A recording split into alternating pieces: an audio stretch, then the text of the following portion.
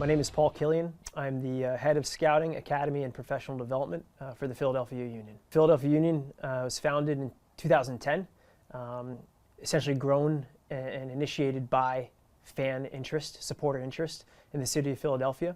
In those years that followed, we've won 2 supporter shields and had quite a bit of success in the player development landscape.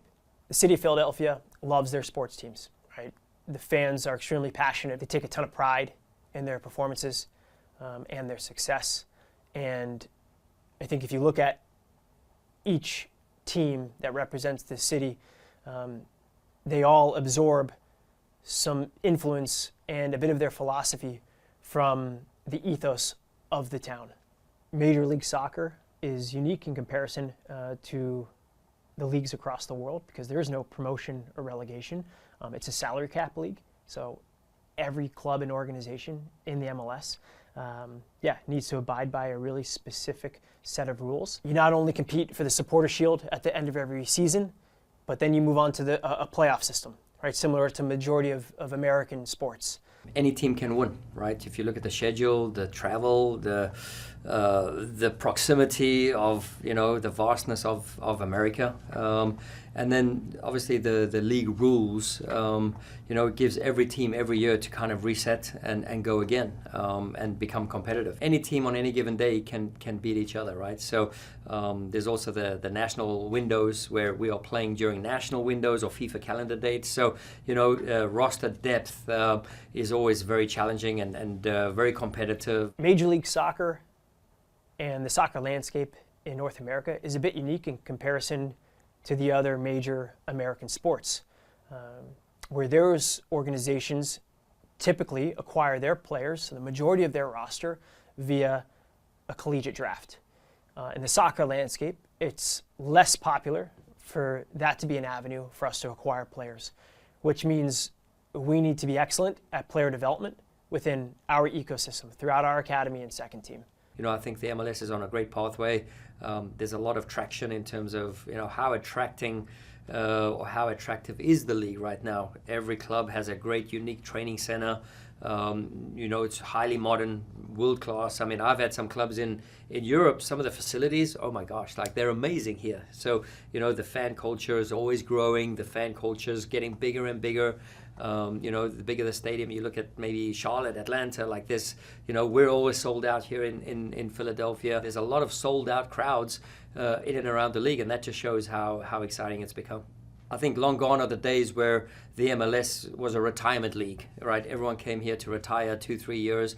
I think Messi's the exception, right? So he comes here as the older player, but he's still at a capability of changing a game on its head in the space of 3 seconds, right? So it's become more of a selling environment than that other environment I just spoke about. So, think about the development prospects. Every club has a really good academy structure these days, and, development of players has become sort of a primary focus of clubs now, because they can see the pathway of a young Tyler Adams, for example, going on to reach great things in Europe, and Brendan Aronson of the world. So there's so much positivity around development and academies and growth from within. We're extremely fortunate to have every single element of our organization on one site. The Super Campus is one of a kind. We have Subaru Park, the home of our first team.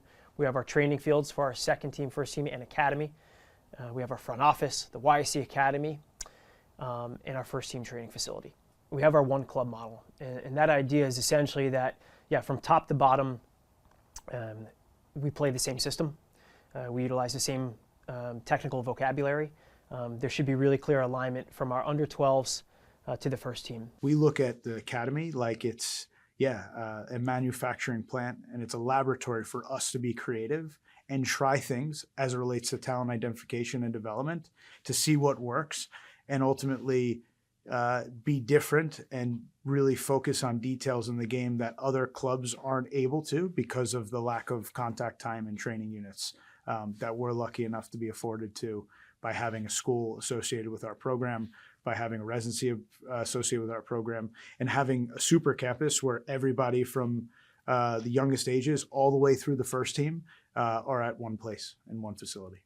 Yeah, it's definitely a unique structure and one of a kind. The way that I would best explain it, it has to start from understanding the pathway. When the school started, we were gathering talent and athletes who were going to be students in our school who'd come from a school system that didn't fit them. And we created YSC Academy, which fit to an athlete's schedule. And the more advanced they got, they needed to play on grass fields, which were at the stadium. And so for 2 years prior to the move, we were now doing the same thing every soccer parent did, which is transporting kids 40 minutes away so they could play at the fields they needed to. And we needed to solve that problem as we needed to solve the original problem of the school. And so by moving, having an opportunity to move the school, it not only cut travel time and ease for that student athlete, but it incredibly made it real for the younger athletes to see the first team players and the second team players, and for our faculty to go to the games and to training. And it literally did feel like one academy, YC Academy, Union Academy, first team.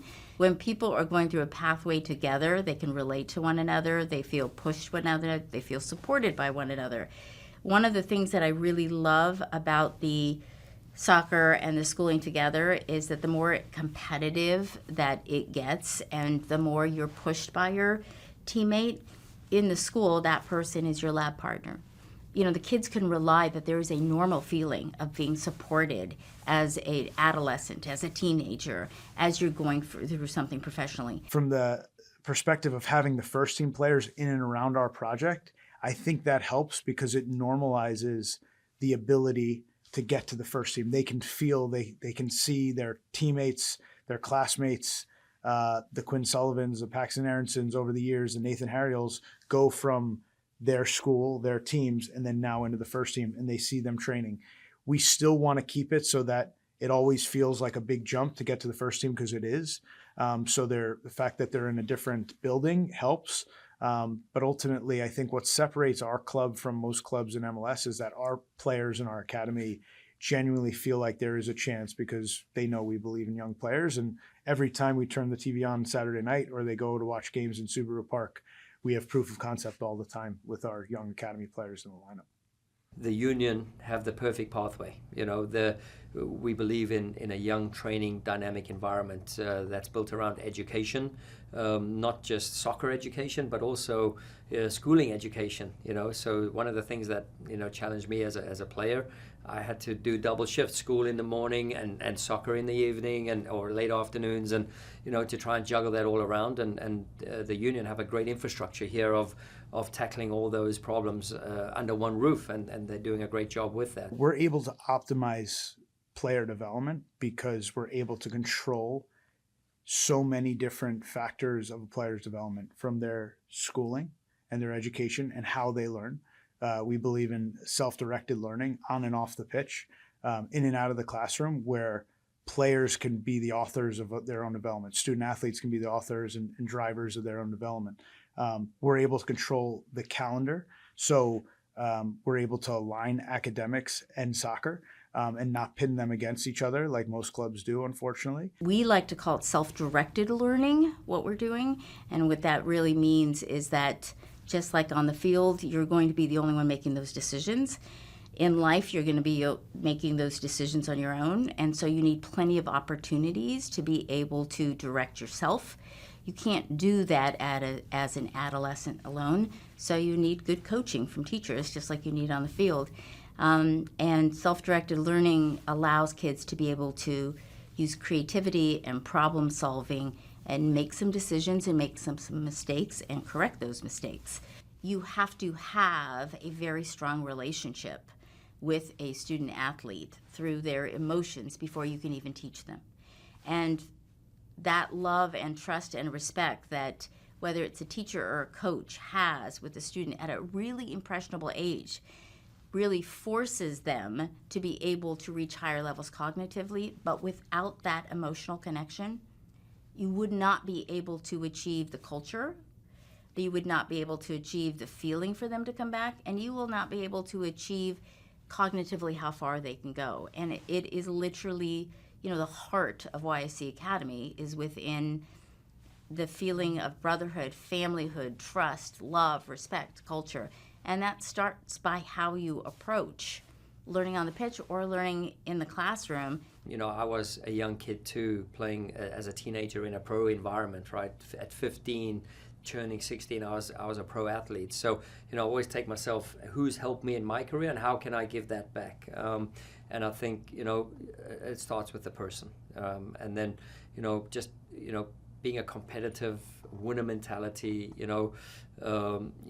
outwork, outsmart, be braver and bolder than anybody on the field of play. And this is how I see the game, just be brave, compete every single day, and building a winning culture, winning mentality. So at the younger ages, we try to put forth some of our guiding principles of being forward first, of being proactive, of being on the front foot, being brave and aggressive in everything that we do.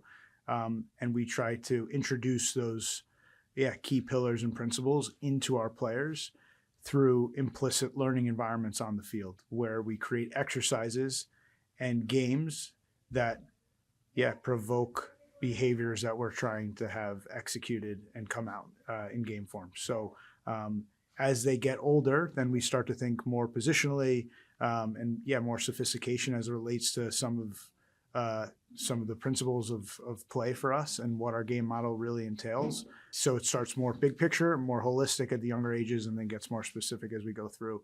And for us, it's a great way for us to introduce and almost create actions and behaviors in our players that become second nature and their instinct. So the way we train is extremely competitive. The way we train is under time constraint, under space constraint. So, where there's a lot of forced thinking and a lot of learning happening in rapid moments, because we believe then on the game day, on a bigger field, that your decision making now through the game week or through the training week has become a lot easier now, because we force behaviors, we provoke behaviors in the training week to get the players to adapt into then bringing it out and rolling it out on game days. We evaluate based off of 5 key qualities. So comfort on the ball recovery, game understanding and decision making, physical traits, and then psychosocial characteristics.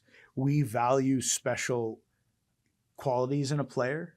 So if they have a strong foundation, but they're so different and so exceptional in one characteristic or one action on the field, we will value that, because we feel that any homegrown we sign has something that is able to differentiate them from the rest of their peers. In addition to this, we have characteristics that fall under each key quality that our scouts, that our coaches can look to when identifying talent.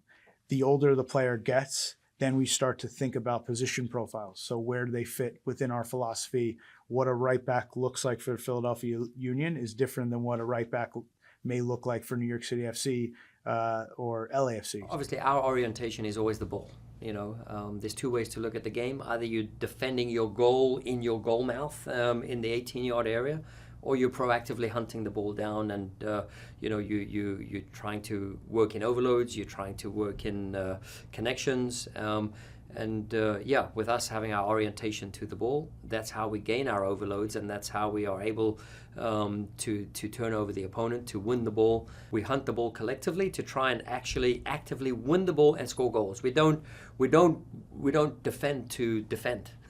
We defend to attack, and through these mechanisms we're actually more creative, and we're more vertical, and we are more productive in the final third by defending this way. So if you go to the park and you see 11 guys just synchronized, collective, organized, creating overloads, creating chaos, but it's controlled in our way. It's frantic but organized, So there's a lot of these little cliches that you would like to see. For all these random moments, we've actually have a plan that we're mitigating from those random moments, and we're expecting a mistake, or we're expecting an outcome. Success in our model can first and foremost be defined with first team success, right? So winning at the top flight in MLS, right? Competing for supporter shields, competing for MLS Cups, right? That has to absolutely be the standard and an expectation of this project. In addition to that, we also want to be the premier destination for youth development in North America. We want young players to dream of playing for the Philadelphia Union Academy. We want those players to matriculate onto our second and first team, impact our first team, and hopefully be able to monetize those players with a move abroad.